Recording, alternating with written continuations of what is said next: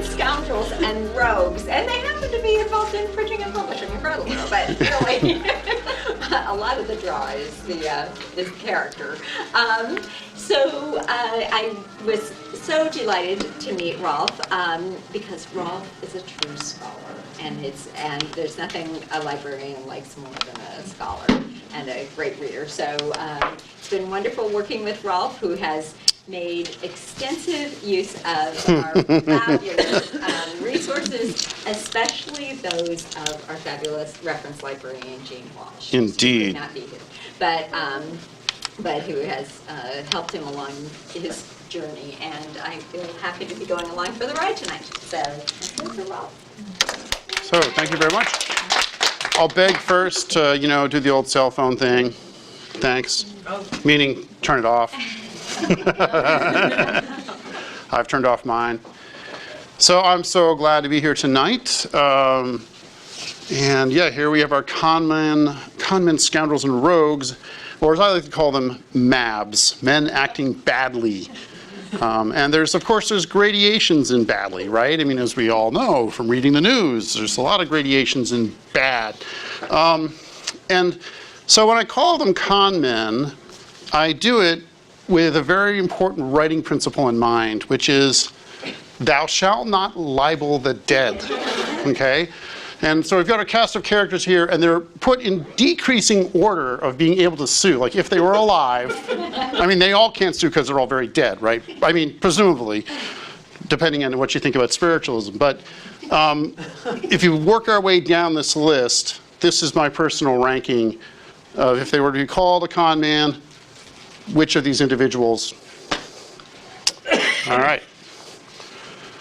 So we've got T.P. James, Bradley Newell, and Red Austin, and I'm going to try to pace myself, I'm hoping we can get to Frank Baxter because he's the most entertaining type of con man because he's so good at it and so bad. Like, oh my God, he's completely incompetent and drops the ball and is caught repeatedly, which doesn't stop people from continuing to go to his shows, So, all right, so spiritualism factors into 3 of the 4, so I'm just going to briefly give you a crash course on that for those of you who may not be as familiar. The Fox sisters are in Rochester, New York, and they report and eventually get on stage claiming that they can channel spirits, especially of the beloved dead.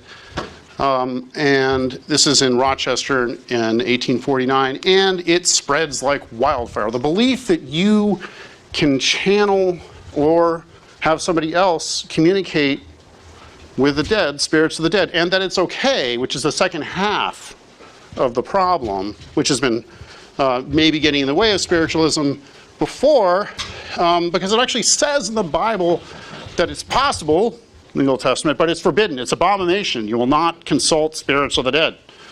But they made it popular and wonderful. And so short time after their successful beginnings of their tour, we see music sheets like this, spirit rappings. It's just known as a phenomenon across the country, and commentators of the day are astounded by how quickly it spreads. So the question is why, and very briefly, spiritualism isn't just seen as a way to communicate with the dead, it also confirms deeply held beliefs of especially liberal Christians, and especially universalists, who hold that there is no hell. And interestingly, in our case, Vermont, in other words, they actually, you can not only do the dead exist in the next life, but they can report back to us about how wonderful the next life is. And so this actually gets wrapped together in the package of liberal Christianity.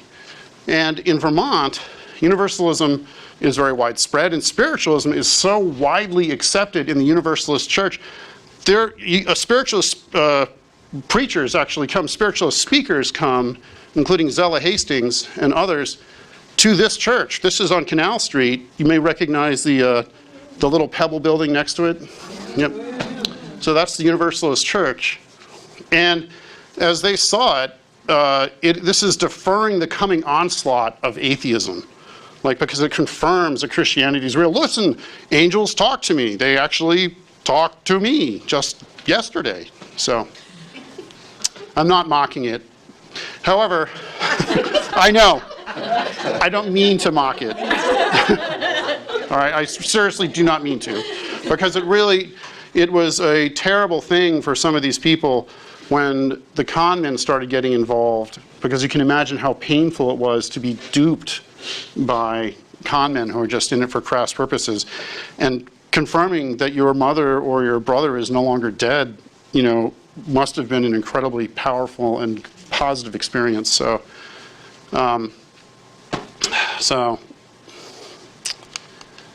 However, with great hope comes great gullibility. This is a picture of the Eddy brothers near Rutland. The Eddy brothers are operating schemes where they don't charge you to come over and experience their seances or their manifestations of ghosts. Because by the time we get to the Eddy brothers, they have these cabinets, and they're actually like coming out of the cabinet pretending to be materialized ghosts, and they walk around the room. But skeptics are also operating as well by the time the Eddy brothers are doing it. And so they get tackled. And so then the Eddy brothers then start putting, as they're walking around in ghostly clothes. So then the Eddy brothers start putting people in the front rows who are believers. And then to get to the Eddy brothers and the ghosts is a little bit harder. So at any rate. So T.P. James has this business plan. And in 1873, tell the world you're writing novels of Charles Dickens, who died in 1870, and specifically, he died before he could finish Edwin Drood, which is a murder mystery, the only murder mystery which Dickens ever wrote. His friend Wilkie Collins had written murder mysteries, and so he finally launched into it, and then he dies, like halfway through. Everybody wants a copy of Edwin Drood, and we have one here at the library. So at any rate, write the novels, and his novels plural, because he also promises in some of his earliest marketing, and Dickens has also told me that I'm going to write the life and times of Bockley Wickleheap, which is a very Dickensian name, and of course, as well as the Humpback's Pilgrimage, and of course, 3, sell them, which he said Dickens expressly told him he could do. So why might Brattleboro have been attractive or susceptible to T.P. James? Well, did I mention that he had to move somewhere? This is the Jackson Mill, where his second wife was working, and he ran away with her, abandoning his second wife. Actually, this is his third. It gets confusing. Yeah. At any rate, there's a terrible scandal in Nashua. She's working the mill. She actually came from, I found her, I tracked her back to Vermont from her marriage certificate, which is here at the town hall. She was living in Irisburg, Vermont, and goes to Nashua, lives in the boarding house, which T.P. James' wife is running. And as a newspaper put it later, there was an explosion, and he had to go, as I say, he had to move somewhere fast. So she was probably 17, she may have been 18 when they eloped. Another reason that T.P. James would have landed here specifically is that this was a printing town, well known as a printing town for a long time. T.P. James wanders with his at least third partner to a couple of different towns, but eventually comes here, and George Crowell, who's on that wall over there, is running a magazine started in 1868, which was The Household, and T.P. James actually takes the job, or takes over specifically the job printing offices of The Household from George Crowell, along with A.O. Libby, who it turns out was T.P. James' apprentice in the printing trade. And he also gets a job at the Record and Farmer, initially as a printer. The editor, Cobley, is very ill when T.P. James is here, and actually dies of tuberculosis. So he launches as the spirit pen of Charles Dickens in 1873. And I'm not going to read a lot of these newspaper accounts, but this one we'll go through. This was printed in the Springfield Union, and That's extremely important where it's printed. And this language is just beautiful. What makes it more beautiful is that another researcher, Andrew S. Cull, figured out that, or rediscovered, that T.P. James almost certainly wrote every word. Various reports have gotten abroad of this new apostle of spiritualism, and the village folk are even now unable to identify the prophet, who is without honor among them. One report makes him a printer, some 35 years of age, liar, he's older than that, and regularly employed in one of the printing offices, while others contend that he is a mechanic in Estey's organ factory, which is very interesting because the Estey organ factory had its own print shop and is sending music all over the world. So he may actually have been both. But whatever he be, he has a righteous horror of the ubiquitous reporter and is determined to keep his secret from the prying world, it being a cardinal requirement which he extorts from those whom he takes into his confidence, that his secret shall be sacredly kept. Beautiful, right? Another report current in the village is that Hill, as we shall call him, Hill is actually the name of his third partner. Hill, as we shall call him, is not the medium proper, but that the work is transmitted through a female in his family. He intends in a few days to retire entirely from the world and lock himself in seclusion to finish the work. In fact, he does register the book under M.A. Hill's name. And at the time, as you may recall, we said back here, Zella Hastings was one of the spiritualist ministers who came to talk, or speakers. There were a lot of women who are actually giving spiritualist talks because women were seen as being more sensitive, more intuitive, and it gave them access to the pulpits in a way that they didn't actually usually have. This is not my own original research. That general information has been documented by other authors. All right. So he's got that genius marketing. The article shows up first in the Springfield Union. It's reprinted in, of course, the Record and Farmer, as you know, where he's working, where the editor Cobley is very ill. He may or may not, this is purely speculative, but you know, things may have gotten a little loose. Who knows? And so, yes, he completes the book. He says that actually, when it's registers, it says, there's just lie after lie you just accidentally stumble into. It says that it's published on Halloween, but the local newspapers show that it's published before then and has been selling for, you know, like a week and a half. But Halloween's a great little extra. So, anyways, it helps to be the person who discovers you, obviously, and maybe write your own review. So there's some great reviews of his stuff published in the Springfield Union.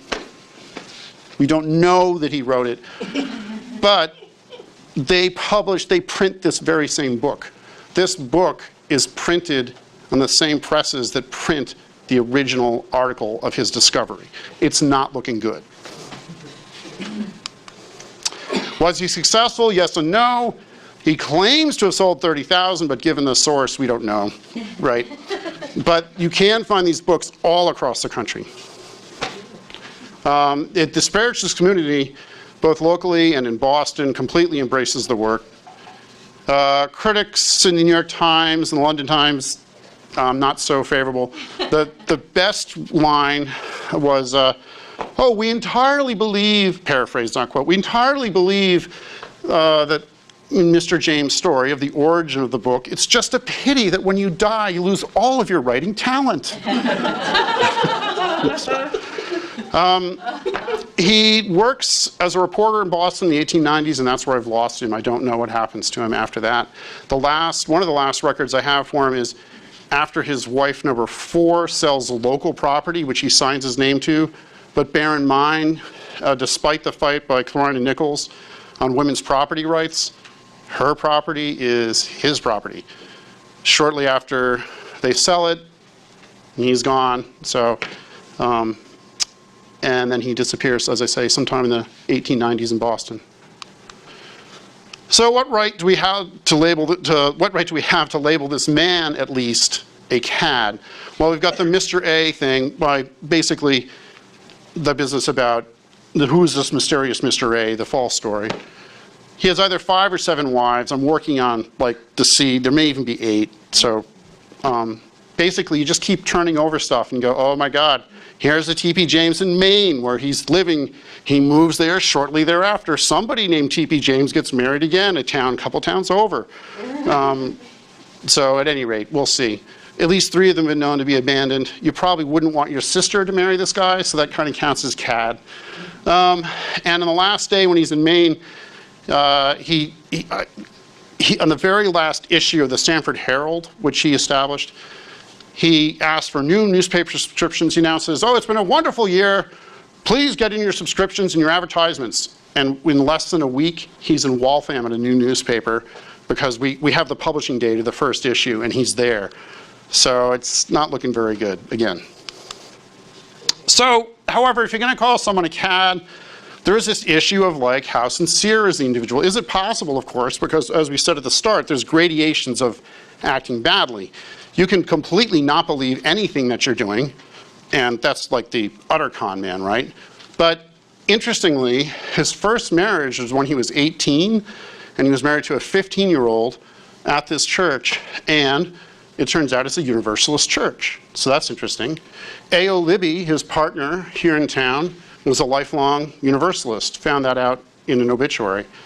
So, and the books that he's selling in town, which include one book which declares, because it's inspired by a spirit, he takes the authority to say that what was previously considered adultery might just be a new spiritual marriage. And so he's living his life kind of like that. So at any rate, as you know, I'm just trying to give him the benefit of the doubt that there may have been some sincere beliefs in his actions. Moving on, any questions on spiritualism or T.P. James or other? Great. Here is Bradley Newell. I love Bradley Newell. And he's an example of someone that I stumbled upon. Like, I was not searching for Bradley Newell. He found me. Or there was this strange story and I didn't understand it, and so then I had to read, and then I had to read, and I had to read more. And lo and behold, Bradley Newell was really famous in his day, and he's making a killing in Brattleboro. And so this gets to the train. Train lets con men in and also lets them go on speaking tours, lets them out. So this is their train here in Brattleboro. And basically you can have a whole speaking tour. You can go to a town, do your job, get back on the train, get back to the next town. You can figure out where the most profitable towns are to stay. If you're doing anything with spiritualism, you can find out in advance where some of the best speaking halls are. And so the modern speaking tour circuit is off and away. So here's his business plan. Tell the world you hear voices, starting in August of 1896. Remember that date. There won't be a quiz, but it's a really good date. August of 1896. Make no grandiose claims, but accept payment. So there may have been other marketers. I want to find out if there are, but who worked this angle. He worked the famous angle of, I'm not saying that this will cure you, but many people have. So get a manager and a hotel room and hit the rails. And so here's this article over here, which is, this article is repeated all over the country. And so you can actually write a story and have it telegraphed as a press release to other newspapers. There's already like a wire service. So it says in a little Vermont village of Jacksonville, he's just like all the other blacksmiths the village has ever seen, but then he started hearing voices, and next thing you know, it told him that he could heal people. And he's not claiming that it's from a religious agency or spiritual. He says, I don't know. It works though sometimes. And was he successful? Yes, exclamation point. So the Journal of the American Medical Association reports that hundreds of people flocked to Brattleboro on the trains coming from hundreds of miles away. He makes the equivalent of, adjusted for inflation, $650,000 in 1896. in 1 year, like his first year of marketing. Talk about a successful marketing plan, like holy smokes. Is he successful? Yes! Oh, that is so sad. He messed with that slide. That's not my fault. No, that was T.P. James. He claimed not to be a spiritualist, except that he held a seance in Brattleboro. At any rate, he became a state legislator in Vermont. And and the Journal of American Medical Association is interested in him because can you guess what committee they put him on? Health and medicine. So they're like, what? I just want to take a little detour here and say, I'm taking the detour because this slide looks like this. This is an example. There's just one article here about Bradley Newell, and it's about him going to Lake Pleasant, which is just down in Montague, which you can get to by train again. But more interestingly, from a writer and research perspective, most of these other stories on the page just beg to be investigated. And so that's one of the beautiful things about this, and I'm going to get into that a little bit later. I intentionally saved that page as an example of how you start poking around in the back aisles of Chronicling America, you find all this stuff. I mean, Richard Sheldon, an F.D. Hale, ex-state auditor, has been appointed assistant and private secretary to Major Ladd, now treasurer of the island of Cuba. And my brain goes, whoa, like, okay, we got some imperialism to check out there. So, and Major Ladd is also a native of Thetford. So we've got a Vermont, Cuba. I'm not, who knows where that goes? Maybe nowhere. Just last night, I bumped into the existence, which some of you may have known, of the Hamilton and Knowlton College, which in Brattleboro was trying to establish Brattleboro as the center of aviation research. We're taking a little detour here. They were buying up planes and flying them from the airport, in the local airport. They're buying up the fastest planes and trying to get like engineers and speed racers and mechanics all coming here. So I'd never heard it. So you just bump into these things. So, okay, back on track. Here we go. So was Newell successful? Yeah, he was one of the first automobile owners in the area. He bought a 1909 white steamer, cost estimate 8 times the median income. He also bought a steamboat launch. You don't really need a steamboat launch for Lake Sadaga, if you're familiar with Lake Sadaga. But he also bought a hotel nearby and a bottling plant. Too bad about the bottling plant investment. People stopped buying it when they noticed that the bottles turned green. So that little venture didn't work out. So what right do we have to call this man a cad? Well, I mean, I'm going to jump ahead just a second here. When you compare it to some of the medical cures that were available at the time, this is Hunt's remedy, which is now believed to maybe have contained mercury. The laying of hands doesn't really look so bad. Now, this is obviously just a patent medicine, but even the medical profession is sometimes prescribing straight up mercury to heal you. So, but on the other hand, there's Bradley Newell's shortage. So he was state legislator. He managed to become the treasurer of Row, Massachusetts, and then left with the funds for the town. Disappeared. Sent a postcard from Maine. That's the last we know of him. Also, in a kind of curious pattern, his wife's niece disappeared at exactly the same time. And CAD. We're going to go with CAD. Okay. So the question is, if he was a complete and utter con man, why would you stop? He made, if it's just about money, you make more than $600,000 in a year and you stop, and you start investing in all these schemes. I mean, what was wrong with what you had going? 2, where did he go? And most interestingly, did trauma play a role in his whole story? And are you guys familiar with the difference, the largely proclaimed difference between Dostoevsky and Tolstoy. Has anyone heard that like whole, contrast, compare and contrast? So Dostoevsky, he doesn't know that like his characters are gonna commit suicide in chapter 4.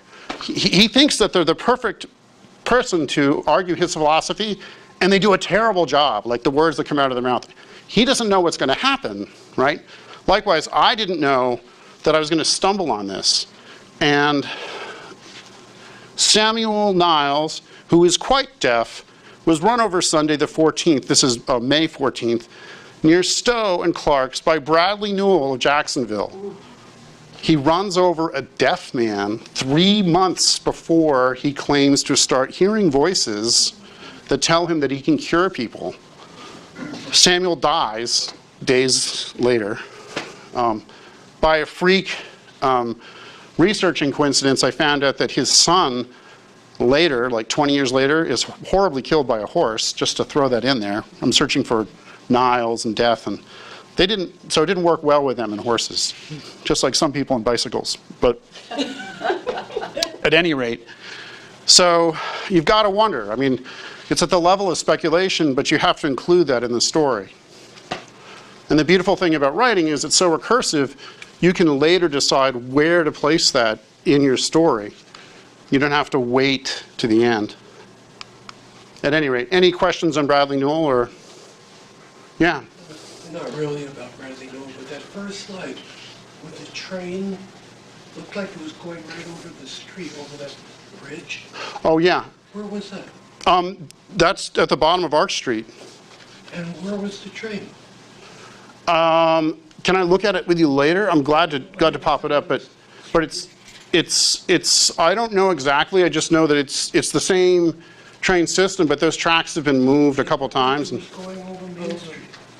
It's going, I think it's actually, you're looking down from the bridge, down the Whetstone, and it's farther down. It's down like halfway down, I think. Okay, so like after the first dip of the waterfall, yeah. It was just the way the photo looked. Yeah, I'd be glad to call it up at the end, too. Question, Yeah. and this is referencing back somewhat. In terms of religious pursuit, were there blockages for women getting involved with traditional ministry and things like that? Yeah, If there were yeah. blockages, is that another reason why spiritualism ended up being a side door for them? I think specifically with most of the church, even the Universalist Church, didn't have female ministers. But you could have a spiritualist speaker come in and tell you what she'd been told from a spirit, and she could basically be almost the equivalent of a prophet. I mean, she could really make declarations about justice and righteousness and right and wrong. So, yeah, it very much, you could either look at it as an end run or another way in. It literally was another way into the pulpit. So this guy is a real piece of work. This guy, we're working our way down lower and lower into the depths of bad, right? This is a real mab. Red Austin, king of the bunco men. So notice it says from a portrait. This was sent to me by a reference librarian in Cincinnati. And it says from a portrait at police headquarters because they had a hell of a time getting a picture of this guy. Like he made it very difficult. How they got a drawing, I don't know. So Red Austin's business plan, send scouts ahead to locate wealthy farmers and travel by train with a gang of impersonators to the farmer's hometown and accidentally cross paths with the target and make an incredible offer. This book was published here in Brattleboro by the Transcript Publishing Company by Jacob J. Ullery. It's the history of Vermonters, Sons of Vermont. Basically, it's a big Facebook of rich Vermonters who are ripe for the plucking.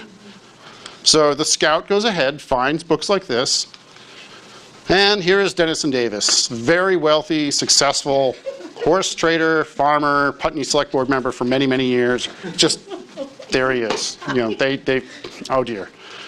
So they go up to his place in Putney, they bump into him, they strike up a conversation, and basically this is the gist of what he had to relate. I know of a farm for sale cheap. It was over in Keene, supposedly. Want to go for a ride in my carriage to your bank? And this is what they did over and over again. And Dennis and Davis says, sounds like a great idea, and goes straight to the Vermont National Bank. And this gang had a common practice of they would supply a black box. They had another identical one just like it. Money would be, oh, here's a box, keep your money safe in this. And in the carriage ride home, you go in. Unfortunately, in his case, that may not have worked because they set fire to his barn. And I won't say more about the barn, except if you do your own research, you'll find out horrible things about that barn. So maybe it should have been burned down. But at any rate, he didn't feel that way. While they're putting out the fire, that's when they think the house may have been burgled. Doesn't matter. Bottom line is money gone. So in walks John Norris. We're not actually sure if this is John Norris. For right now, it's a holding cell. It may actually be John Norris, but yeah. So John Norris is one of the most famous detectives of his day. He gets his fame by parading criminals through the streets of Cincinnati. Cincinnati is a really, really, really, really corrupt place in the 1870s. At any rate, John Norris, or a man claiming to be John Norris at the least, shows up at Dennis and Davis's place and says, I'm chasing men who robbed you. Want to give me money to catch them? And he comes to meet him at the Brooks House Motel. Okay, let's go. And they go straight to the bank. And that's the last. No, he gets 2 reports back. He says, I'm about to spring my trap, and then silence. So the question becomes, was he really part of the gang or not? He was the detective someone claiming to be John Norris coming with papers to free Red Austin was arrested with $20,000. But John Norris also did arrest these gang members. So since these guys are great impersonators, it might just have been a situation where if you impersonate your enemy, and you can get him in a lot of trouble and maybe, nip him in the bud, his future exploits to try to arrest you. So, or the other possibility is that he corrupted him, because in 3 years' time, there's no FBI at the time, right? But there's various police departments who put their heads together and look at all the people who've made complaints. And after adjusted for inflation, this gang took in $12 million. So with that money, you're completely immune. They bribed judges, jailers, policemen. Oh, I don't know where he was. He was just with me, and I was walking to jail, and he disappeared. And in South Bend, Indiana, they managed, on the very last day that the state's attorney was in office, he suddenly, after being told by the governor, you are absolutely not to release Red Austin under any circumstances to anybody, if they've got papers from anywhere except for the specific jail. Because so many times people had showed up with papers and freed them. At any rate, so this editorial really captivates it. That a man who is known to have committed so many crimes and to be so dangerous to society as Red Austin is permitted to go free is calculated to cause honest men to doubt the character of the protection they are taxed to maintain. This is my favorite Red Austin story. I stumbled on this near the end. They're down at the bottom. So again, it says he's been identified and he's arrested. But the last sentence jumped out at me. It says, Salisbury, Connecticut officers will come here tomorrow to take the alleged swindler there for trial. I come from Salisbury, Connecticut. There is no courthouse. I checked with the Salisbury Historical Society. There was no court, there were no officers coming from Salisbury, Connecticut. So I think we do have time for J. Frank Baxter, and I'm very happy because, as I say, he's the worst and the best. So Edward Crosby is a Brattleboro businessman and a spiritualist ally. He constructs, among other buildings, if you can see up there, it says Harmony Hall. This photo is actually from the early 20th century. But here it says that Frank Baxter is coming from Boston, and he's going to be speaking in Harmony Hall. And many spiritualists things happen. Harmony Hall, by the way, is in the Harmony parking lot. Back here, this is the back of the market block, which is where this is the back of where the Blueberry House is. Yeah. Okay? So there's like a big parking lot where that. There's a big parking lot where this is. There are Harmony Halls all across the country, and they're all spiritualist halls. I shouldn't say all, but there are many spiritualist halls called Harmony Hall. This catwalk is coming across. If you go to the back of Bagel Works and look up, you'll see a wooden door just hanging out, going to nowhere. And that's where this is. Oh, wow. So, his trade was blue booking.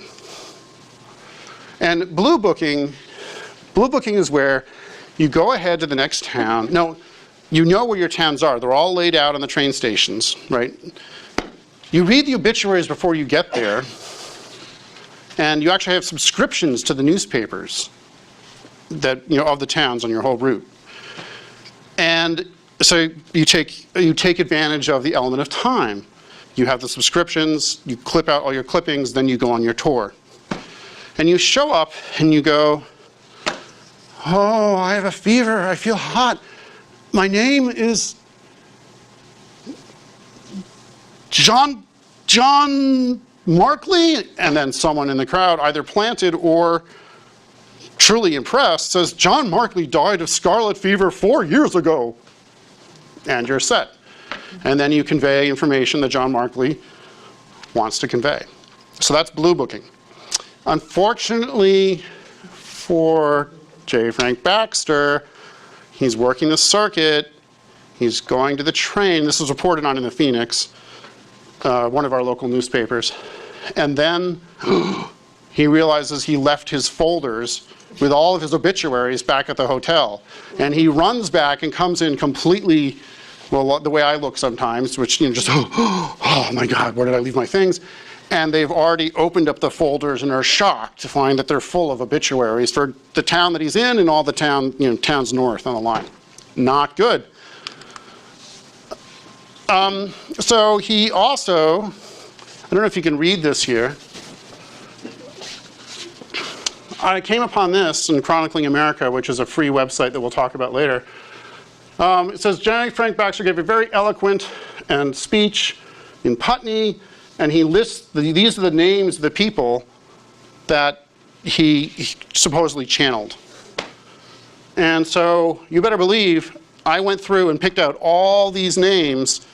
There's a Daniel Belknap and a Martha South, and I picked out every one of these names and tried to find out if I could find the obituaries. And I came up blank, except for one, Mr. Belknap. And, here we are. See what I mean? I'm like J. Frank Baxter. His obituary wasn't included, but I could find out. This said that it was about who died. Let's see, he gave, where's Mr. Belknap? Of West Dummerston, giving the circumstance of his drowning 3 years ago. So it's not in the Phoenix, but I found the date, and I went and actually looked on the microfilms here of the Vermont Record and Farmer, and Mr. Belknap, J. Frank Baxter, you can choose. Either he was channeling Daniel Belknap, or he read the obituary in the Vermont Record and Farmer, because he got drunk and drowned in a pool of water. So he knew that specific detail. It sounds great, but, so at any rate, these are just some of the materials that I used. And I wanted to talk to you about Chronicling America, which is this free site. You can access this from your home and start wandering into these great histories. And I also wanted to tell you, just in general, that we've got the People, Places, and History of Words grant has come to town, because we've got 5 nonprofits that have come together that are working on it. And there's various levels that you can get involved in. One, and this may seem like heady stuff, we're actually looking for people who are interested in leading others doing research on a words and a place in the Brattleboro area. So that's something that may appeal to some of you. We're also looking for someone to write a chapter of a book on the Brattleboro area and the history of words. And by the way, if this strikes you of interest, you can talk to me later, but you could either email William, or that's my other email. My email may be easier to remember, which is why I've got it up there. And then this is the book, same thing. You could either write info@writeaction.org or my email, booksfromvermont@yahoo. Or this is really more what I'm out to talk to you about today, because I suspect most people here are probably more interested in this as a possibility. The easiest way to get involved with this larger grant, which is about learning more and publicizing more and creating a talking tour, an audio tour, sorry, of specific places that are related to the printing and publishing and words in general, peoples, places, and the history of words. The easiest way to get involved is to be a history scout. So if you find an interesting fact, person, or story, if you write one sentence about why it's interesting to you, you copy the URL from the Chronicling America page, which I'm going to show you, and you can just paste all that into an email to me.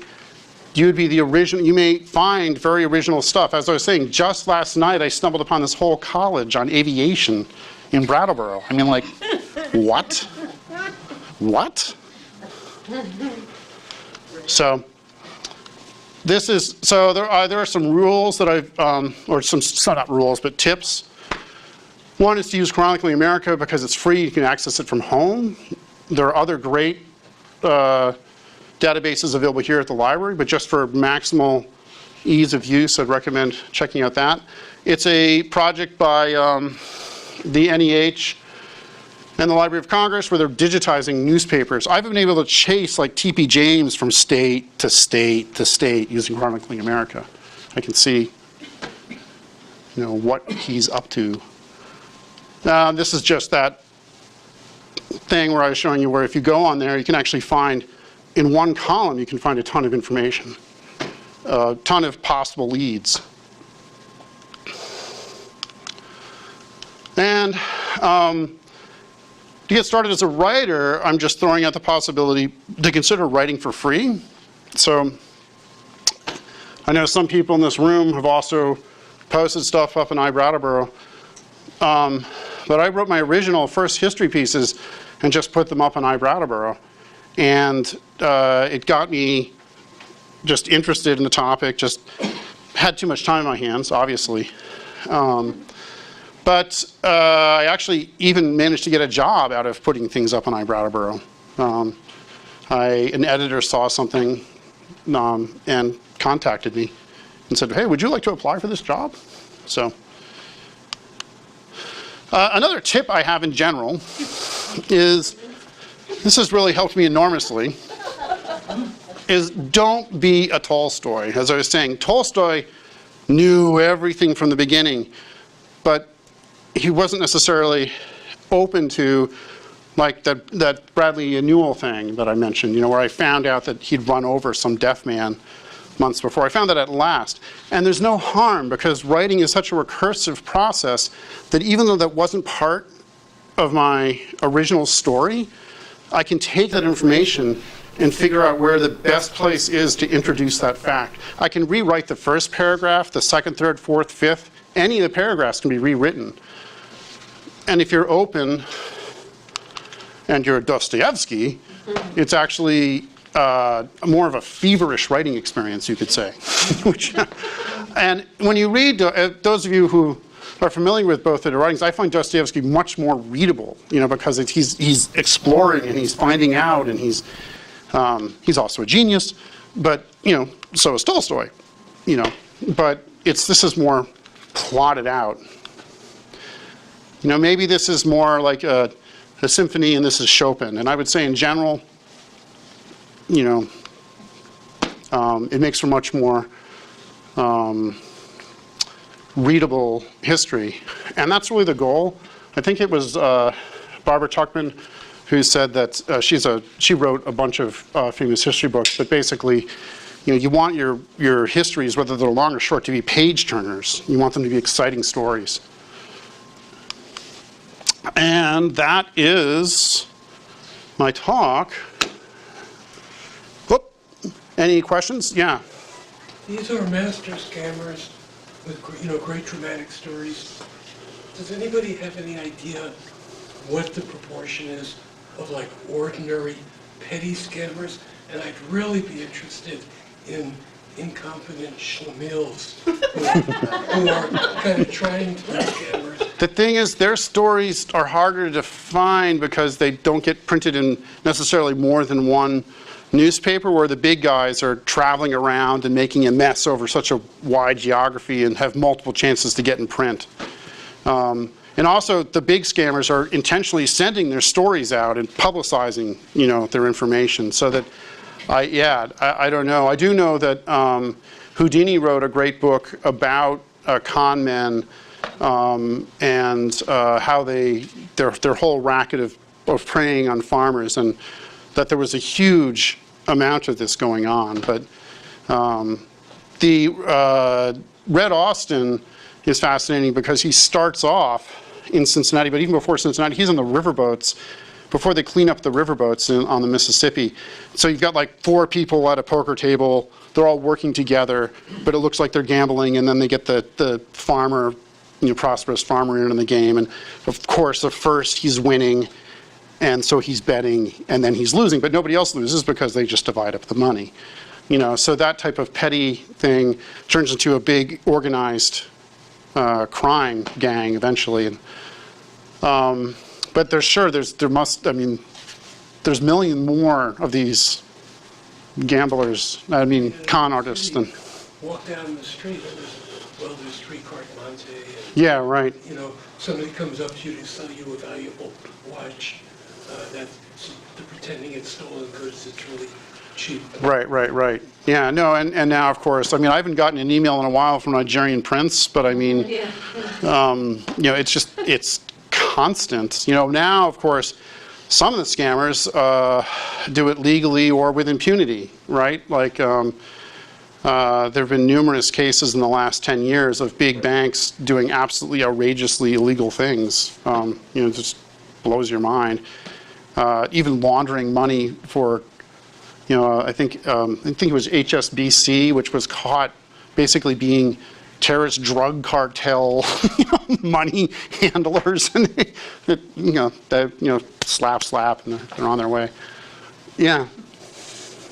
You didn't mention it, so I'm guessing that, no, this was not part of their tool bag. Yeah. But with these specific scammers, was the use of violence at all one of the tools they used? Sometimes, definitely. But mostly, of all the scammers that I talked about, Red Austin, well, it's hard. I should say definitely. Some of the people that he associated with were certainly violent. When he was arrested, I suppose that's a special circumstance, but he didn't manage to shoot the people who were trying to arrest them, but he tried. But he was accused of, when he couldn't bribe witnesses, of threatening them with certain death, and so they don't show up at the trial, and whoops, he goes free. But of them all, he's really, T.P. James, he's entertaining you. You can choose to be deceived if you want, or even if you don't. He did write some 20 chapters, so, much more than I've ever written. And again, the laying of hands, Bradley Newell, he's not really doing any harm. J. Frank Baxter, where he's persuading you that your dead loved one is talking to you, he may be doing harm. Red Austin is ruining people. He is taking their life savings. He may have hit some families with generational poverty. We don't know, but when you take millions of dollars from just farmers, who in some cases were wealthy, but you're taking, sums that, who knows, but and certainly there's without compunction, so. Of them all, he would be the scariest to bump into as a ghost. And I should have been specific, physical violence. Yeah, Red Austin's the only one who's associated with other people who are sometimes violent of this group. Yeah. So have you ever read the complete Edward Wood? I have not read all of it. I found it a little bit difficult to keep pushing through. Some of the harsher critics seem to me to be closer to the truth when reviewing it than. But I'd want to say, actually, that Chris here is the person who pointed out something to me fascinating about the actual Edwin Drood, the book Edwin Drood, because in one of the chapters on the wall that Dickens wrote. Right. Do you want to tell? You're welcome to. Okay. You probably remember it better. I don't know. So on the wall, there's some initials, and they're TPJ, but they're not. It's in reverse. It's so JPT is written on, and it's a mystery within in the Dickens novel as to whose initials these are. It's like it's a scene in a street in London or something. It's on the wall, I think, actually, of Mr. Gregus's house, I thought. Oh. But anyways, it's on a wall, and it's a mystery, and the person contemplates, well, who could this be? Like, could that, whose initials are they? And so it's just curious, little extra, I like to explain it away as T.P. James read that and then was like, damn it, that's it! As opposed to any other more cosmic explanation. Yeah. How long did each of these scallywags spend in Brattleboro or around? I think we can do it in decreasing order. So Red Austin, just a very short time. His gang tries another scam in Brattleboro, but somebody who declines to go for a carriage ride. But so he's hardly anywhere for long. T.P. James was here the longest, yeah, because he actually was here from 1869 or 70 to 1879. Didn't he start the Brattleboro Reformer? He was one of the two original publishers and editors of the Windham County Reformer, which merges with the Phoenix to become eventually the Brattleboro Reformer. Yeah, but he splits, he gets in some kind of row with Davenport, who's the other publisher, and then he opens up a new newspaper called The Independent. And the only thing we know about The Independent is that one newspaper called it is spicy and saucy. That's all they had to say about it. And then another newspaper said that this type of journalism, which is just meant to attack Davenport, fortunately has a short life. And sure enough, we can't find any copies of it, and it seems that it only existed for a short time. So, yeah. Yeah. As people go through the Words Project and identify places that they want to research, what other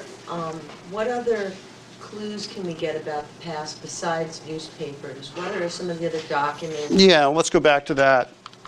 Some of the public files available. I mean, how else do you sort of pick apart all the... So I start with the newspapers, but it's kind of, I'll use just T.P. James as an example. So T.P. James also included trips to the town vaults, so there I found out, there's a lot of information we didn't touch on here, but I did find, like, as I say, the sale of his fourth wife's property, which was here in Brattleboro. There was a postcard. Town vault? If you go to the town hall, most New England towns have these. It's like a room that's fireproof and floodproof, and it's got the oldest records in it. It's just the records. Yeah, in the town clerk's office. Yeah, but it's great to go into. It's like you're in this little room, and there's all these books, and at any rate, so there was also a postcard. If you search online for postcards, you can sometimes find people who are selling these things, and I bought that postcard and then scanned it. But basically, postcards can give you like pictures of objects and sometimes have information on them, so you can actually look for postcards online. There's a great page called Find a Grave, and using that, I determined that there was a slave catcher who was born in Brattleboro, and I wasn't sure if it was the same guy until I had his tombstone. And then it said, born in Brattleboro, and it was his tombstone in Georgia. He's another, obviously, Mab, very, very, very bad guy. But at any rate, but also at the Historical Society here, the library microfilms. Some of those, there are a lot of the materials in the microfilms are actually already digitized on other sites. But, I have here the Annals of Brattleboro, just a tangent on that.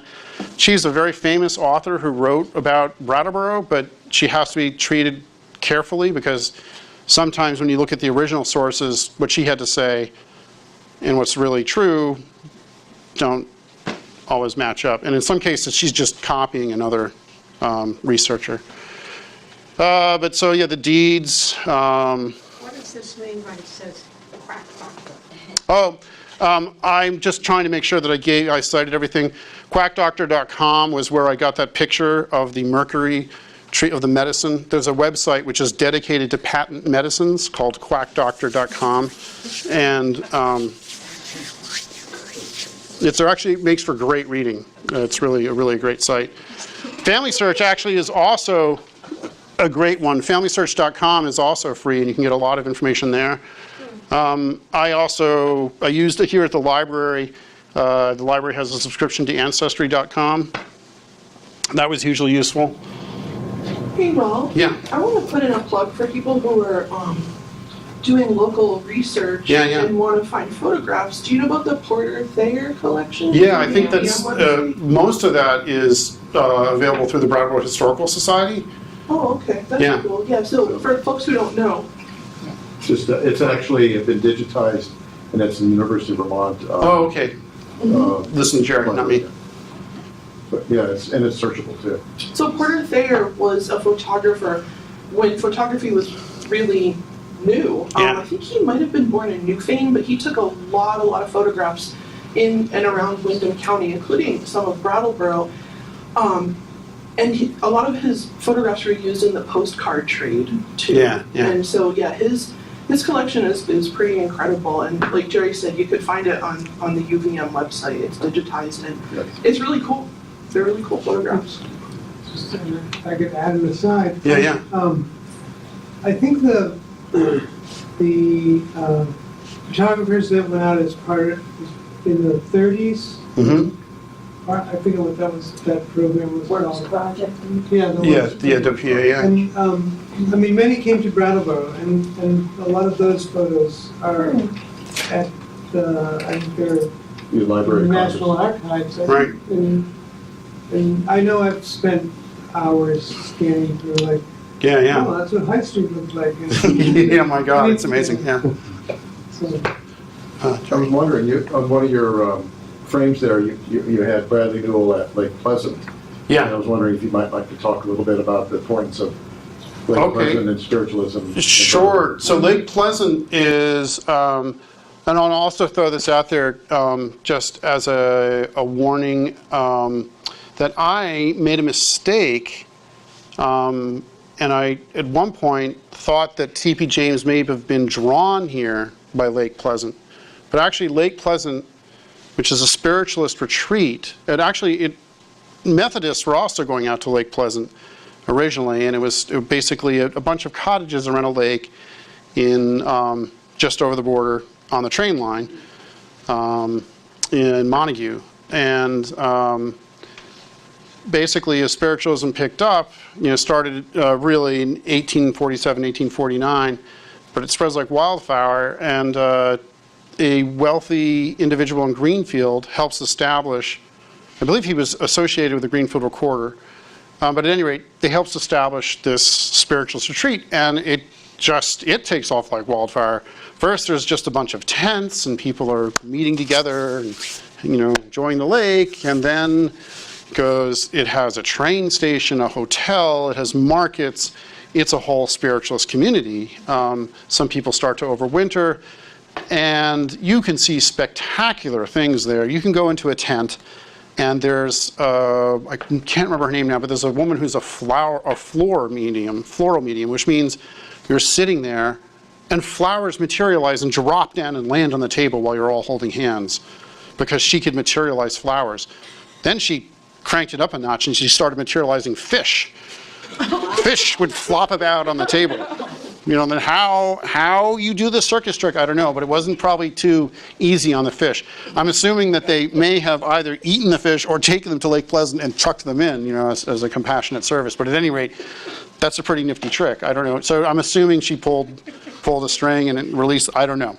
But at any rate, she actually comes to Brattleboro. I wish I could remember her name, but and another, you could also get spiritualist photographers, which is you would take a picture first. This gets a little bit creepy, frequently of like a child, but you'd only partially expose it. So like there'd just be a faint image of a child, and then you'd set that aside.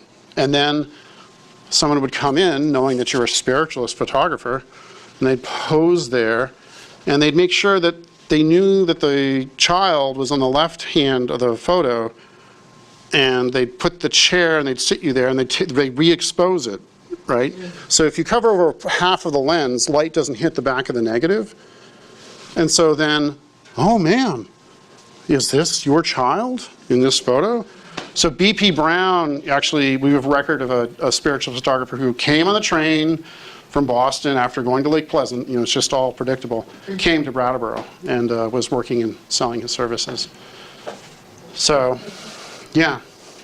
What was so horrible about Denby's barn? Yeah. Oh, Dennis and Davis's barn. I almost want to stick to my, actually this will encourage you to go and research. No, this will encourage you to go research. Dennis and Davis barn death. Okay, you put those in, Chronicling America, you're going to find a horrible story. And that happened to his grandfather. So, yeah. Yes? Did any of these fellows ever meet up with any of the other members? Well, fascinatingly, some of them are in town at the same time.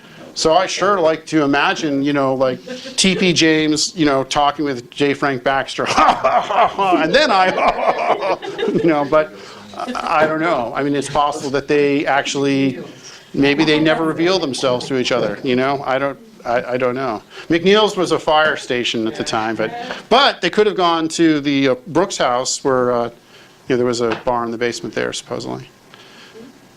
It's funny that the rise of spiritualism seems concurrent with the whole water cure phenomenon. Yeah. Well, interestingly, what predates spiritualism is magneticism, which is I can't find the guy's name. Sorry, but at any rate, in Europe there was somebody who started demonstrating his ability to heal people through magnetic healing and Mesmer, right? Yeah, well, so is spiritualism. In Brattleboro, here's another fun Google search.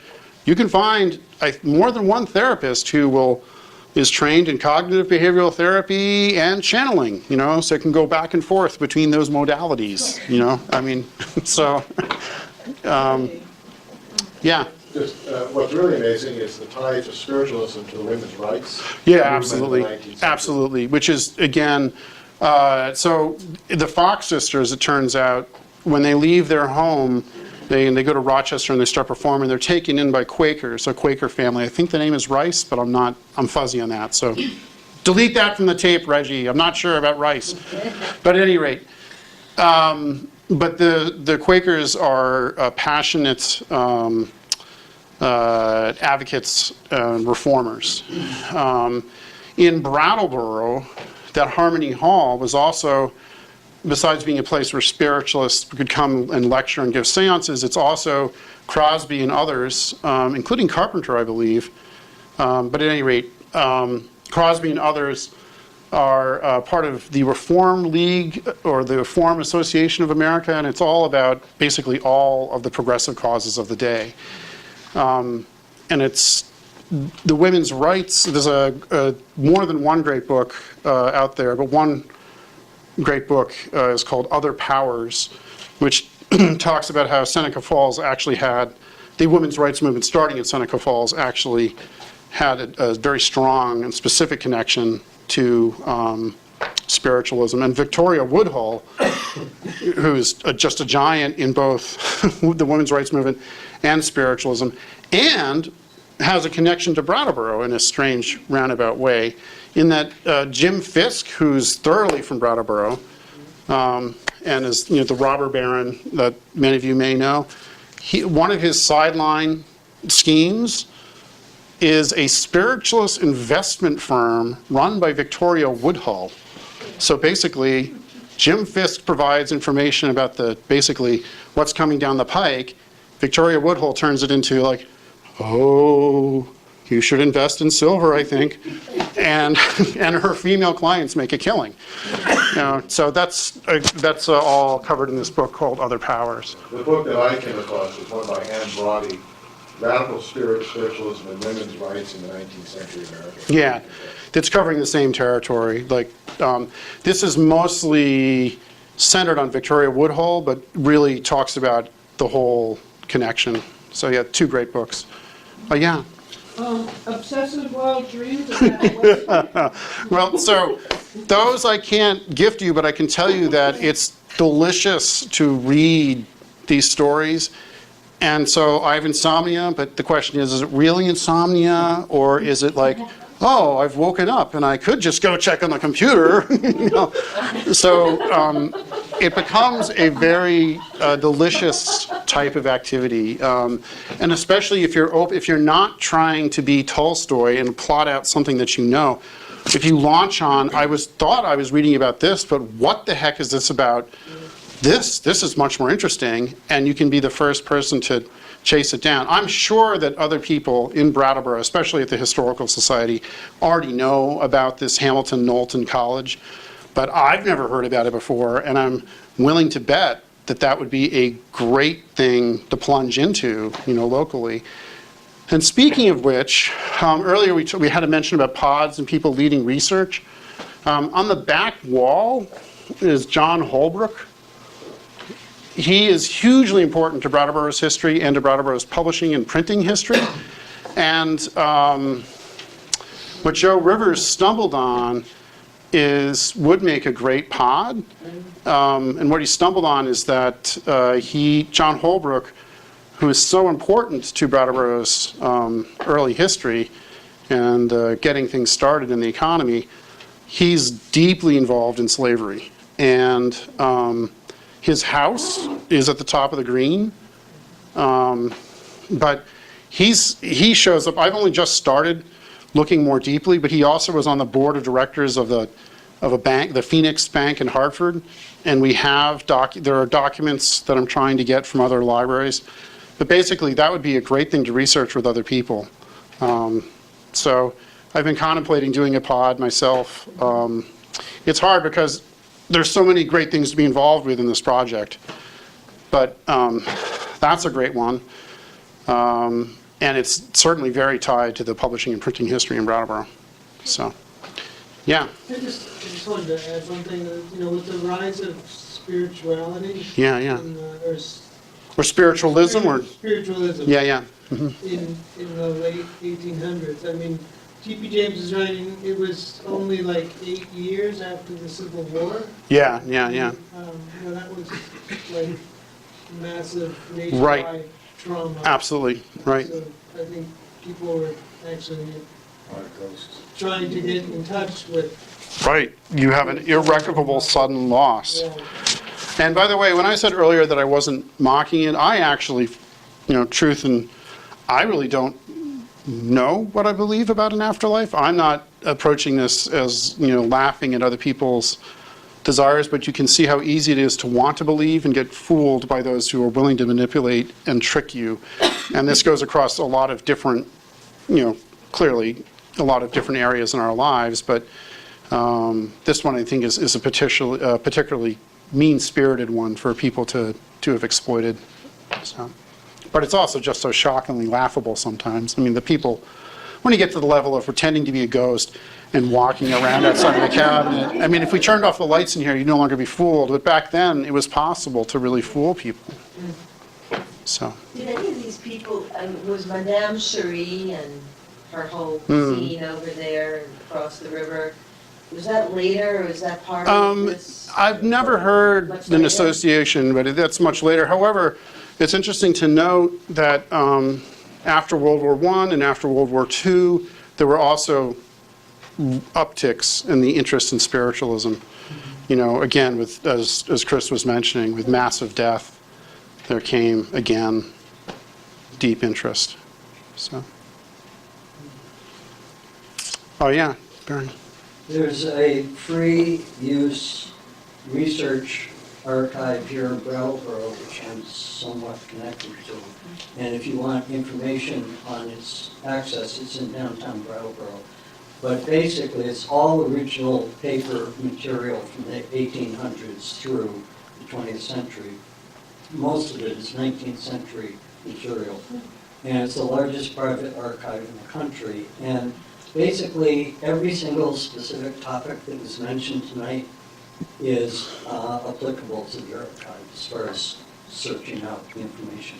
So after the talk, I'll be happy to give anybody information. And also, I forgot to say that I've started scanning the Vermont Record and Farmer because we, have those microfilms here in the library, and those are available on some pay-for-use sites. But I'm going to be starting to include them on my Books from Vermont site. But we may also have them on our project site as well. We're still figuring out where all that happens. But at any rate, if you go to Books from Vermont, you will see I'm going to be uploading these PDFs, high-quality scans of various newspapers, Vermont Record and Farmer, which is a hugely important newspaper here in Brattleboro. And not just because T.P. James was associated with it, despite what some of you may think about my bias. So. Can I just do a quick plug for Yeah. the project? Because if anybody's interested to learn more about the Words Project, it's the Brattleboro, just look up Brattleboro Words, and you'll go to the site, and there's a list that's constantly being added to places that we're looking at for research, for this kind of collective community research. Schools are doing it, and we're forming these pods. Pods could even be one person, it doesn't have to be a group. So if you're interested in any of that, you can follow the brattleborowords@gmail.com and just sort of say, yeah, I'm interested in being part of it. There's budgets associated with doing the research that we're providing and all kinds of support. And all the work's going to feed into one website, which will be a mapping of the Brattleboro area for walking, biking, and driving tours of these sites and the history behind them. So any work you do is going to contribute to this larger effort that's going to live way beyond the district itself. So take a look at the website. I'd love to have people participate. Wow, great. Thank you so much for coming.